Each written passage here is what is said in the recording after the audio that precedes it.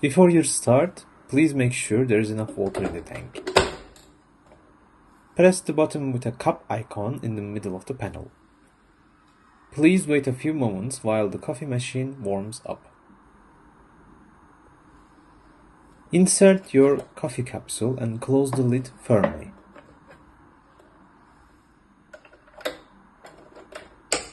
Now, choose your preferred cup size: espresso, medium, or Americano. Wait until your coffee is ready or press the cup button again to stop it earlier. When it's done, open the lid. The used capsule will automatically fall into the container below.